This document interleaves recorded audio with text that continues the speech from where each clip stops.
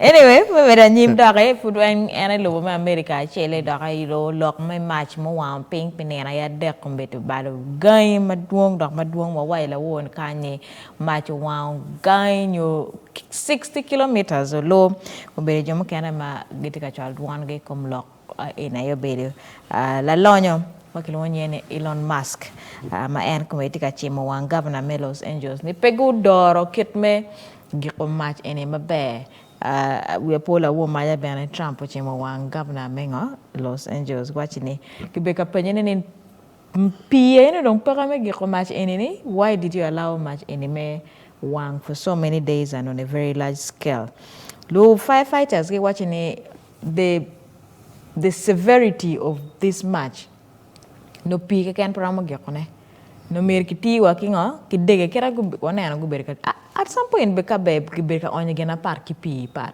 ineno de guberka toke mano en bere watika onyo smoke powder gena bere charo gen make carry fire extinguisher minda ko machi make corona bere charo vur na pe nyang la kera no kera te kwere but dege toka dong onyo powder en ne me giko oh any market chel NP. But much more wang in Los Angeles, ni P could not stop it. No, people don't. Kiri wajima tika ni really kira P tika quarter kwere ni time P no roman na match. Chalo ero ni lead ero match. Pero man na kone. But me watching ngomoti. You know, Elon Musk gino tema diet nyo gin matika time kumeti. Ayene ene loyal X nyo ene one X. Young down on Twitter. Now, Twitter is one of the biggest digital platforms made in Anne. But I can't launch kweli PMT Jomokan Magidway Mataka Mogomano Aki company Panyeri. So, it can Tesla. Kidong Kulijuman Wachero Jomon Cherry Polly, SpaceX, Chuchalo Dano Rockets, yes. Yes, Michero Canano, Piny Willow, Kirate Quaking organ, Erno Cherwingo, way down polo. Now, Kenero Ngatakumano, pitting at Machinjui, is not just an ordinary person. I'm watching any Kenyan locum Elon Musk and Trump. I think their relationship has been very, very, very firm. Tie ikinjo mani kani Trump okaro. He contributed about 90%. PM uberi X man logo gemai ken chilu mere tengaro dek Trump. Kero chene o kero support o kero chawane me supporting Donald Trump. Donc kumbeti ni koko ngo mate kome. PM I Twitter space mamege ke ken kama en maro nyo handle mamege ni. Ki wache ticket dano million mia rio ke para rio. Malubo ko are X.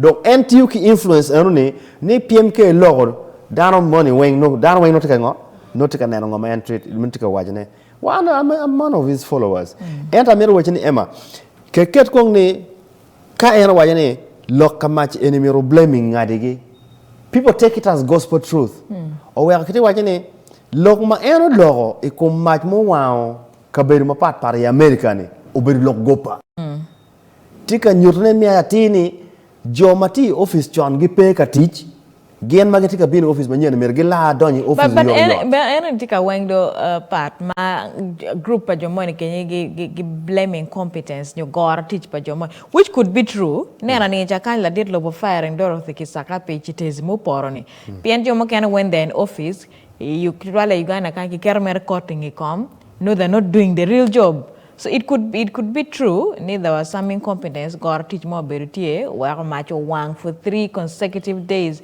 60 kilometers or low. Someone has to be blamed.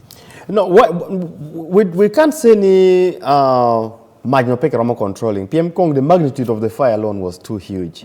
Me Rio blame game wrong bertie. E come governor market karne come di pressure full picker kamalia PMT kamalia right now ne roma stopping this fire ne roma timugena kuma ni era tamani ka the Trump gen ke Elon Musk gi tikita mabe to build America or to make America great again. It's not an individual responsibility. No, it's not a blame game but Anyway, I want to say, yeah, gonna ke onion eno because pino don't pop konyo majmanote wang in the mountains of Los Angeles, California. And gonna a powder makiti onion ene kabe ena bedo gero. And la penya in America with their technology, with their economy and GDP dirty, they couldn't stop fires for 3 days. Of course, Jimmy Ramateme, much any wildfire, ke tampong niya majo chako wang ki Gulu. Part way more what way kuja chara way wala kangi kuja. One Uganda kichan one it's understandable. One Uganda kichan one is understandable. Ni pink ramo wango kumeno constantly. Enter in America, I still can't believe. No, much ni kila wo iwaje kwere ni oberichalo jimatime bududa ni. Ni after 1, 2, 3 years, there's always bound to be a very big catastrophe like this happening. And down on your property. Wakumberi mo ati loke pe ramo watchne ni ki konyo down on yogiti konyo down kining the assessment of the impact of the fire. Watchne ke can take.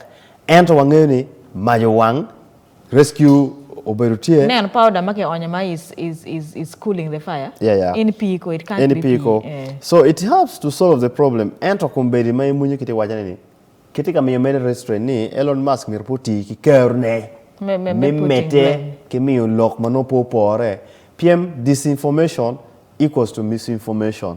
Manyotika ini waje gimone mapeti ati itika volodano onyo itika meto kui maraji chwindano ke kwero ngaramoni no me picking ngeping o ke kwero ero PM kingen la lonyo mone timongo lonyo mone logo. So that's the kind of thing ma kumberi tika waje ni no, it's not right for a person like you mi ber kam you lock gopa cha weng ikum gemengeni. No Atamu the number one thing Malo tell and your governor Elon Musk and the root cause of the fires that happen in California every year. In technology the fire maybe could not have been stopped but could have been controlled in another way. So and I want to stand with Elon. Anyway, meno ganati teme on the international scene. America wa yue manaka dong waduk wanen ma boga lame ma pera tek matika teme tukumala me Uganda.